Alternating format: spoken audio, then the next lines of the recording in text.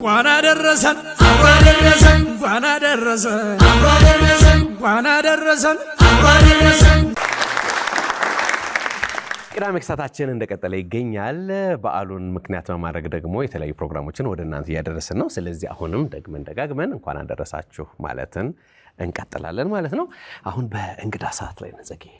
በእንግዳ ሰዓት ላይ ነው ያለ ነው። እንግዲህ ዛሬ ብዙ ታይትሎች አሉት ከፊት ለፊት ኢብሳ መሐመድ በተለይም በማህበራዊ ሚዲያዎች ላይ በትዳር ጉዳይ በግል ችሎታን ሲያሰለጥንና በቢዝነስ አማካሪነት እናውቀዋለን። ኢብሳ መሐመድ እንኳን ደህና መጣ። እንኳን ደህና ቆያችሁ። በጣም ነው የማመሰግነው። እኛም በጣም ኢብሳ በጣም የሚገርመኝ በተለይም ስለ ትዳር ጉዳይ ስለ ግንኙነት በትዳር ውስጥ በባልና በሚስቶች መሃል ስለ ባህሪ ስለሚፈጠሩ ችግሮች ስለ አፈታት ስታወራ ቤታችን የገባህ እስኪመስለኝ ድረስ ይሄ የሆኑ ሀሳቦች እንዲህ ትኩስ አድርገህ ነው የምትነካውና ይገርመኛል በጣም። በሚገርምሽ ሁኔታ ጸጊ ይሄ ትዳር ወይንም ሪሌሽንሺፕ ግንኙነት የሚባለው ነገር አገር ነው። ያንዳንዱ ቤት አለ። ድሃ አይል ሀብታም አይል፣ ጤነኛ አይደል በሽተኛ አይል፣ ኤቭሪዌር የተማረ አይል ሉክ መገፋፋት። አንድ ቤት የሚኖር አንድ አይነት ቋንቋ የሚያወራ በመሃል አስተርጓሚ የሚያስፈልግ ነው ትዳር ማለት። እያደጉ ማነስ ትዳር እያደጉ ማነስ። አንድ ቀን ለቤተሰብሽ ዝቅ ብለሽ ማታቅጸጊ ስትመጪ ለትዳርሽ ዝቅት ያለሽ ወደሽ ሳይሆን በግድ የመረረ እውነት ነው ትዳር። በነገራችን ላይ ትዳር ውስጥ ያለ ችግር አይፈታም። ቁርጣችሁን እወቁ። ምናልባት 70% ኖ አይፈታም። ትኗኗረዋለህ። ለምሳሌ የዮኒ ሚስት ክክዬ እንግዲህ ዛሬ የዮኒ ሚስት በበዓል ቀን እሱ እዚህ ጋር ያሳልፋል። እሷ ግን ቤት ነው እንዲያሳልፍ የምትፈልገው። በምንም ተአምር ሚዲያ ላይ እስካለ ድረስ ይሄ አይፈታም። ምንድነው የሚለው? ኮምፕሮማይዝ። የሚስትህንና የባልን የማይወደውን ነገር የሚያስከፋውን ነገር ማወቅ ነው እንጂ ሃኒ ስዊቲ ያነን የሽኳሬ ምናምን እቺ ነጠላ ዜማ ናት። ስለዚህ በመስማማት ነው አብዛኛው የትዳር ቤት አይፈታም። ኖ አይፈታም። የትዳር ችግር አይፈታም። አብረህ ነው የምትኖረው። ደግሞ እናንተ ማትፈልጓት አንድ ነጥብ አለች። አቴንሽን ሃኒ እንደዚህ ሆኜ እኮ ዛሬ በእናትህ ያለቃ እንዲሁ ትራንስፖርት ሰሞኑን ሰልፍ ነው ምናምን ትያለሽ። ቀና ሳይል አይዞሽ ይሄ ጦርነት ሲያልፍ ይስተካከል። ከነገርሽው ነገር በላይ የእሱ ቀና አለማለት ቤቱን እየኝ። ወንዶች እባካችሁ አትደንዝዙ። እዩዋት። ልጅ ሚስት ከአንተ የሚፈልጉት አንተነትን ነው። እኛ ደግሞ ስንከላከል ነው እሷን ማግኘታችንን የምናውቀው። እነሱ ደግሞ ሲያገኙን እንደዚህ ፐርሰናሊ ለምሳሌ ሚስትህ እኮ በእናት ዮኒ ያስቸገርከኝ በቃ በእናት እስቲ ልረፍበት ውጣልኝ ካለች እኮ ተነስተህ እኮ ነው የምትወጣው። እሳት በእሳት ነው የምትኖረው። ውጣልኝ ማለት እቀፈኝ ማለት ነው። ይሄ ነው አትራቀኝ በቃ ከበሽታው በላይ ከመድኃኒቱ በላይ አሁን ብለህ ባለቤቴ በቃ መድኃኒት ይዤልሽ እመጣለሁ አረፍ በይ እንዳውም ስራ ማትስሪ ቴካዌ ያመጣለሁ። ይሄ እኮ ለወንድ የመጨረሻ ጥሩ ውሳኔ ነው፣ ለእነሱ ግን አይደለም። አንተ ግን የኛን ባህሪ እንዲታወቅ እንዴት ነው ማለት አጠናዋ። ከዛ በኋላ በትዳር ኖርኳ። ከዛ በኋላ የኖርኩትና የማጠናው ነገር ትክክል እንደው በጣም ኢንትረስቲንግ ነው። ከመጀመሪያው ጀምረን ነው በጣም የተመሰጥ ነው። ኢብሳ የጋዜጠኝነትና ኮሚኒኬሽን የመጀመሪያ ዲግሪ ከዛም ሁለተኛም ሶስተኛም ዲግሪዎች በተለያዩ በማህበራዊ ሚዲያ ላይ በብዛት እናውቃለን እና ወደዚህ እንዴት እንደገባ ከጋዜጠኝነቱ ካጠናው ነገር ምንስ ጠቅመዋል? ከዛ በኋላ ይሄን እንመጣበታለን። ምክንያቱም ዛሬ በፕሮግራማችን ልናነሳ የሚወደድ ነው በትዳር ዙሪያ ነው ስለሚፈጠሩ ችግርና አፈታታቸው ላይ ጉዳያችን ያ ነውና ለዛም ነው አንተን የጋበዝነህ። አሁን ወደ ዮኒ ጥያቄ እንሂድ። የዮኒ ጥያቄ በጣም በሚገርም ሁኔታ እኔ 3ኛ ክፍል ተማሪ እያለሁ ለቤተሰቤ ጋዜጠኛ ነኝ። ለቤተሰብ እኔ አላቅም፣ ያንን መክሊት አላቅም። አባቴ ነፍሱን ይማርና ደሚና ኢዝ ማይ ፋደር ነው የአባቴ ስም ነው። ሌጋሲ ሳመሪ ማለት ነው እንጂ ኢብሳ መሐመድ። አሁን ኢብሳ መሐመድ ብትል ብጮይ ማንም አያውቅም። ኢብሳ ደሚና ወይም ደሚና ነው ሌጋሲ። ከዛ እኔ በልጅነቴ መብቴን በማስረከብ በማውራት እኛ ቤተሰብ ውስጥ ጉባኤ አለ። ልጅ ተነስቶ አይቀጣም። በቤተሰብ ጉባኤ ይቀርባል። ጉባኤ ላይ ግን ለማሸነፍ የማላረገው ጥረት የለም። ደን አንቺማ በቃ ጋዜጠኛ ነሽ አለኝ። እኔ አላቅም ያኔ ጋዜጠኝነት ምን እንደሆነ። ፋይናሊ ሄጄ ግን ጋዜጠኝነት ረገጥኩት። አንዳንዴ የቤተሰብ ህልም ይሳካል። የጎሳ መሪ ነው አባቴ። እኔ እጅ እያስታጠብኩ ከትልልቅ ሰዎች ጋር ለምሳሌ እኔ እንደ ድሬዳዋ ልጅ አንድን አማርኛ ሳወራ አቀላጥፌ ነው ማወራው። ኦሮምኛ ሳወራ አቀላጥፌ ነው ማወራው። አደርኛ ሳወራ አቀላጥፌ አልቀላቅለውም። ለምንድን ነው ስቀመጥ የሽማግሌዎቹን ቋንቋ አውቃለሁ ከና አባባሉ። እጅ አስታጥባለሁ፣ ሲመጡ አዳምጣለሁ ምን ማለት እንደሆነ። ያ ነገር ግን ውስጤ ሰርጸዋል። ተምሬ የመጀመሪያ ዲግሪ፣ ሁለተኛ፣ ሶስተኛ ዲግሪ። አሁን ግን የተሻለ ማንነትን ያመጡት ውስጣዊ ማንነትን ፐርሰናል ዴቨሎፕመንት ሲባል እንዴ እንደዚህ ጎበዝ ገላጭ ነኝ እንዴ እንደዚህ ጎበዝ ማስተማር ይችል ነበር እንዴ? እያንዳንዱ ማወራው ሶሻል ሚዲያ ላይ አይታችሁ ከሆነ ያ የኔንም ችግር ነው ማወራው። ስትነካው ነው ሰው የሚያዳምጥ። ቅድም እኛ ቤት ስለሚነካኝ ነው አንዳንዴ በጣም የገዛ አብሮኝ ዶርም የተማረ ምን አለ በእናት ከኛ ቤት ምክንያቱም ይሄ የሁላችንም ችግር ነው። ያ ችግር ደግሞ የቤቴም የሁላችንም ከሆነ መፍትሄው ምንድን ነው? እንደ ባለሙያ ለምን አላጠናው? ከዛ የምትፈልገው ነገር ላይ ስለ ትዳር ነው አይደል? እሱም ብቻ ነው ማነበው። መሰለጥነውም ስለሱ ብቻ ነው። ፐርሰናል ዴቨሎፕመንት ስለሱ ብቻ። እዚሁ ጋር ተያይዞ ትዳር ያው በራሱ መብት አለው ግዴታ አለው ይመስላል። አንዳንዴ ይሄ መብቴ ነው የምንለው ነገር ይኖራል በትዳር ውስጥ። አንዳንዴ እንደ ግዴታ ደግሞ የምናስበው ነገር ይኖራል። ስለሱ ጥቂት ነገር ብንነጋገር ሸጋ ይመስለኛል። ትዳር ውስጥ መብትና ግዴታ የሚባል የውዴታ ግዴታ ነው። የውዴታ ግዴታ ነው። ይሄ የተለየ መብት አይሰጥም። በጣም የሴት መብት የወንድ መብት የሚባል አይደለም። በመጀመሪያ ደረጃ ወደ ትዳር የሚያስገባ የመጀመሪያው ምንድን ነው? ፍቅር፣ ስሜት፣ ኢሞሽናል አታችመንቱ ነው። እዛ ከገባ በኋላ ነው እኮ። ሳትገባ በፊት እኮ ኮምፕሮማይዝ ትደራረጋለህ። ከገባ በኋላ ግን መብት የሚባል ነገር የለም። ለምሳሌ አንዳንዶቹ እንዴት ይገልጹታል? በጣም የተሳሳተ ወንድ ልጅ አብሲት ጥሎ እንጀራ ስለጋገረ ሚስት አይሆንም። ይሄ ከተለምዶ አስተሳሰብ ነው እንጂ መብት የሚባል ነገር የለም እዛ ውስጥ። መተዛዘን። ብዙ ጊዜ ትዳር የሚመሰረተው በእምነት ላይ ነው። እምነት ደግሞ 3 ነገር ላይ ይመሰረታል። ፍቅር ላይ ይመሰረታል፣ ሰላም ላይ ይመሰረታል፣ እዝነት ላይ ይመሰረታል። ይሄ የፈጣሪ ቃል ነው። በቃ አሁን ከእምነት ነው የሚጀምረው ትዳር ውስጥ። ልክ አንዲት ሴት ወደ እኔ ስትመጣ እኔን ስታገባ ከኔ ጋር እምነቴን ነው የምታገባው። ልክ እሷን ሳገባት እምነቷንም ጭምር ነው፣ የፈጣሪ እምነቷም ጭምር ነው። እምነት ሲባል ፊት ለፊት እኔ እናንተ የምንተማመነው እምነትና የቺት ፓርቱ አይደለም።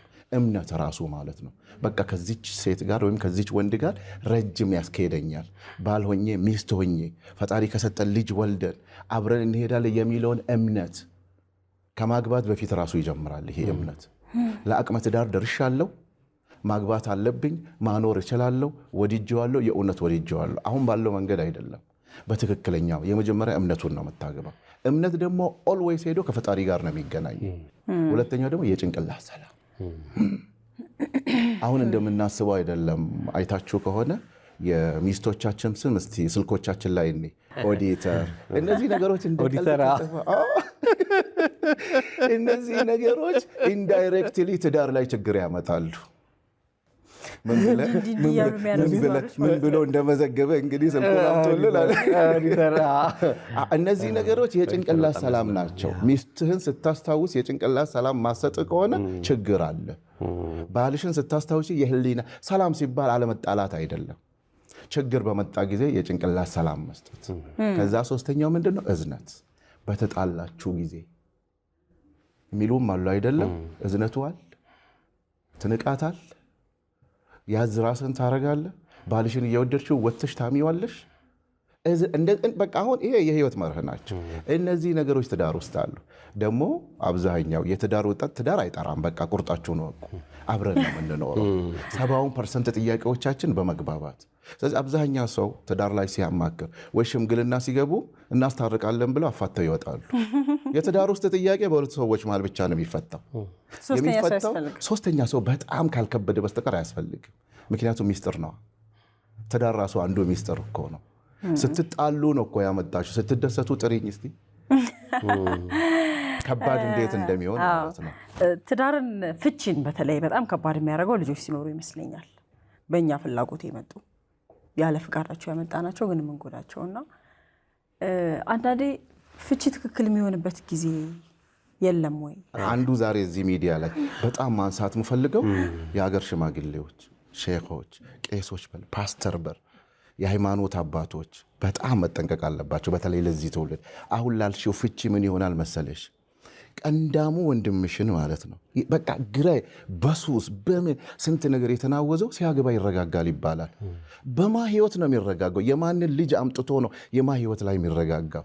ሁለተኛ እነዚህ ከፍተኛ የሆኑ የሃይማኖት አባቶችና የሀገር ሽማግሌዎች የማይመለሱ ይባላሉ። በእኛ ባህል እንዲረጋጋ ዳሩት ይባላል። በማ ህይወት ላይ ነው ተረጋግቶ ነው ማግባት ያለበት። ይሄ ልጅ ፍቅር አያቅ፣ ሰላም አያቅ፣ እዝነት አያቅ፣ ለቤተሰብ አይታዘዝ፣ ለፈጣሪ አይታዘዝ። ይሄ ምን ልታረገው ነው?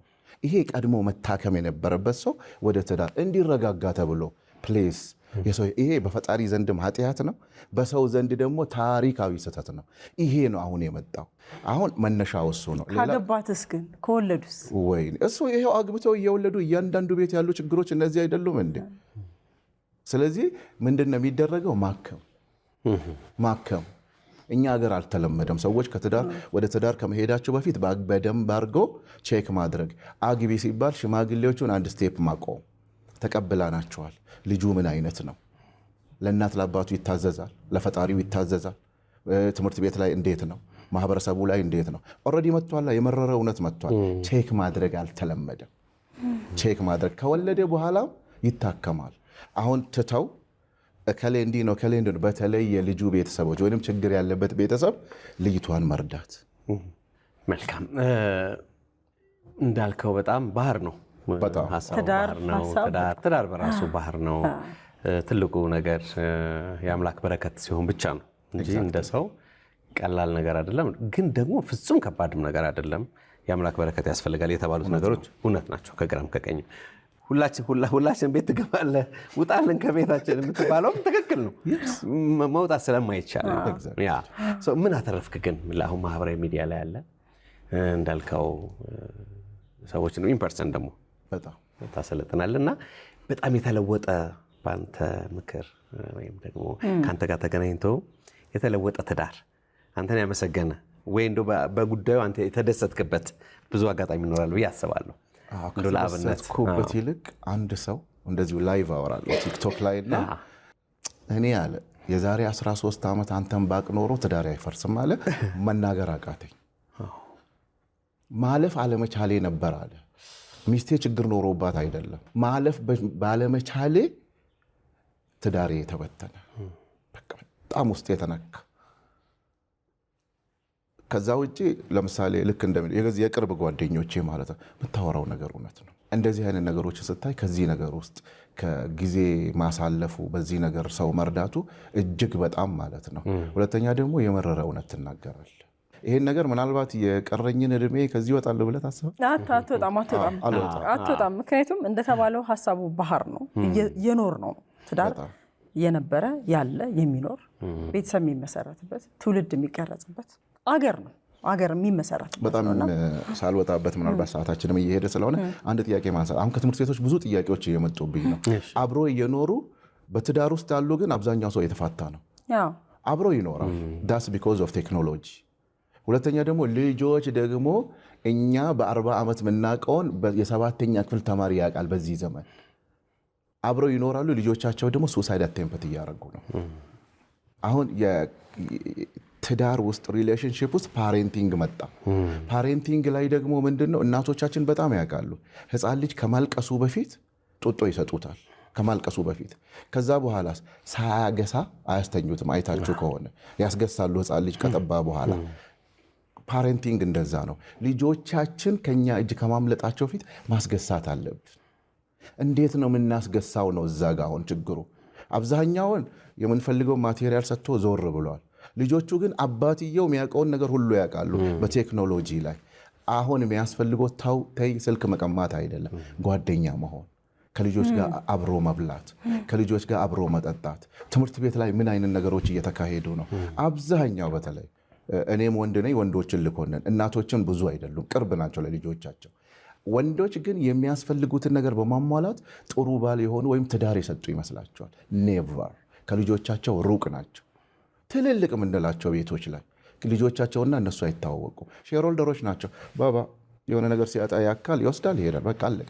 ከዛ ውጭ ማህበራዊ ህይወት አያውቅም፣ ሃይማኖትን አያውቅም፣ አብሮ አይበላም፣ አብሮ አይጠጣም።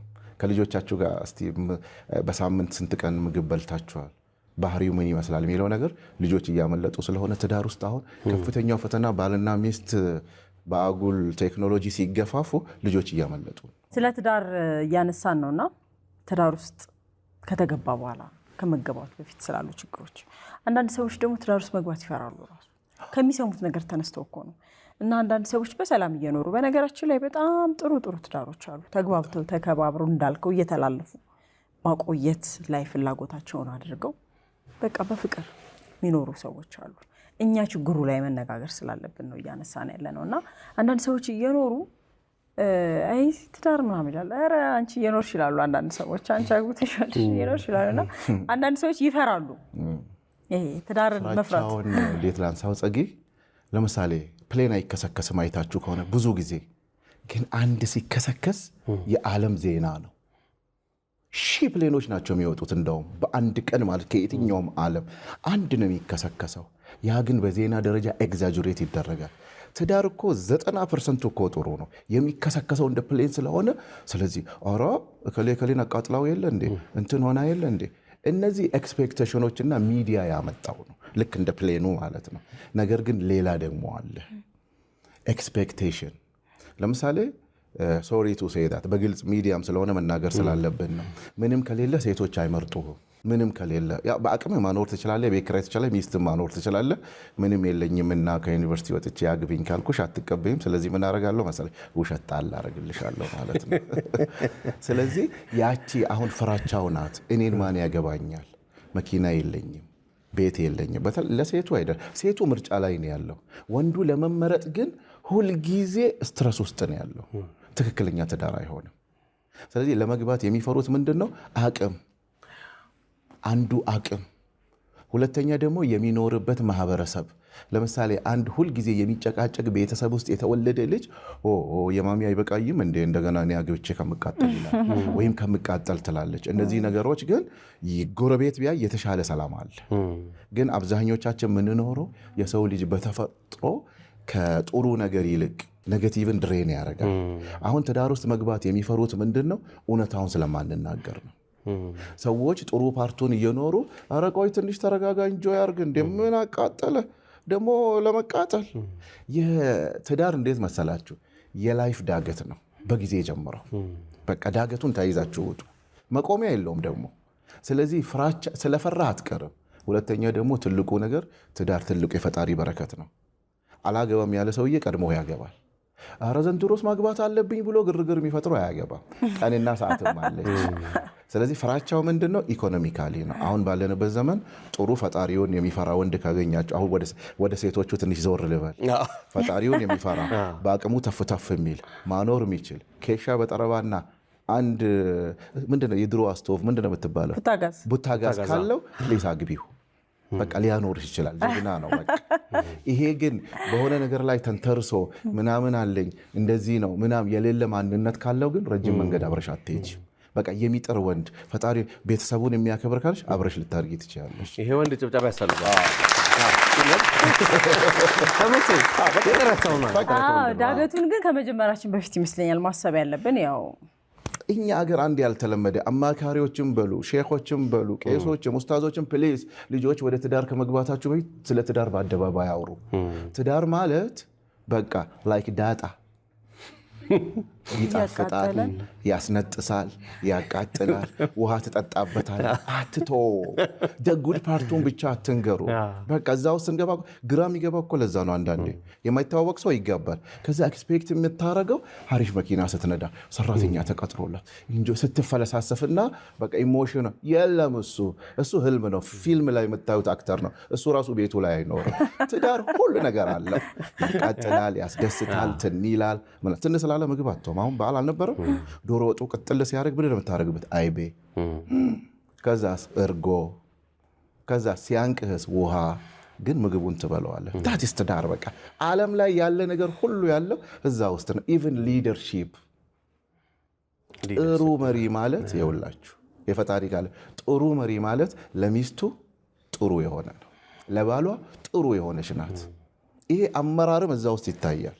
ወገን የሰማን ነው እና ያላገባ አዎ ፈርተና ደግሞ አንድ ነገር አስታወስከኝ ጓደኛዬ አገባ ብላችሁ አታግቡ ጓደኛዬ ያገባ አላጋ አንቺ ደግሞ ምንድን ነው የምትጠብቂው እስከዛሬ አላገባሽም ኧረ የሰው ስንት ሰው ሰርግ በልቻለሁ እስቲ ዓለሜን አሳየኝ ፕሊስ ወላጆች ከእንደዚህ አይነት ቃል ተቃቡ ከዛ በኋላ የዘላለም ጸጸት ለልጆቻችሁ ነው ታይማችሁን ጠብቃችሁ ስርዓታችሁን ጠብቃችሁ በጣም አሪፍ ምክር ነው የመከርከኝ ወደ ማጠቃለሉ ስለሆነን አንድ ሐሳብ እንሰንዘር አንድ ትዳርና ሌላ ትዳር ከሌላ ትዳር ጋር የራስን ትዳር ማወዳደር ምን አይነት ህመሞች ይኖሩታል ወንዶች ምንስ ያሰማው ያገኘው ጥያቄ ነው ያነሳው ትዳር በተፈጥሮ ለሁሉም ሰው የግል ደሴት ነው በቃ አለቀ በምንም ተአምር ያንተ ትዳር የኔ ትዳር ጋር በምንም ትዳር በመሆኑ ብቻ ነው የሚመሳሰለው ትዳር በፉክክር አይሆንም በጣም መጥፎ ደግሞ ትዳር ውስጥ ቁርሾ የሚያስይዝ ነገር በተለይ ወንዶች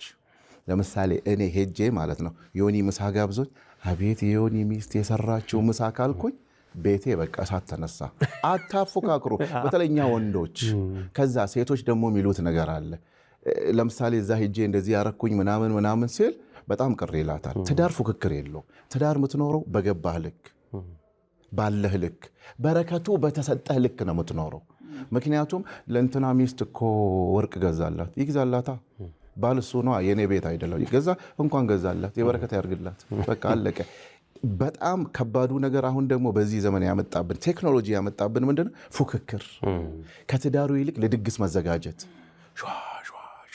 ከዛ በኋላ ስትገባ ወፍ የለም ትዳር ፉክክር አይፈልግም ውድድር ከሌላ ትዳር ጋር የምትወዳደሩ ወይንም የምታፎካክሩ ከሆነ እንዴት መሰለህ ሳትኖሩት ጫው ያለው ምግብ ያለ ጫው መብላት ጫው አለው ግን አይጣፍጥህም አታጣጥመው እንደ ቤት እንጂ እንደ ጎረቤት ይላሉ ስለዚህ ትዳር ሁሉ ጊዜ የእያንዳንዱ ሰው ትዳር በምንም ተአምር ከቻላችሁ የራሳችሁን ትዳር መሰሉ በቃ የራስህን ስትገባ ለውድድርም አትገቡ አጋር ፈልገህ ነው የምትገባውና አታወዳድሩ ዋው በጣም ጥሩ ነው በእውነት መቋጨት ነው ያቃተን ሌላ ጊዜ ደግሞ ጋብዘን ይብሳ ሌሎች ሐሳቦች እንደምታጋራ እናስባለን ማህበራዊ ሚዲያ ለዚህ ተመችቷል በጣም ሁልጊዜም መሆን ያለበትን አለባበስ በመልበስም ትታወቃለህ እንደየቦታው እንደየሁኔታው ያም ትልቅ ክብር ነው ይብሳ እንግዲህ በመጨረሻ ምንልህ ሁሌም በመተሰናበትባት ማህበራዊ ሚዲያ ላይ ያው የለመድካት ነገር አለች በሷን ብለህን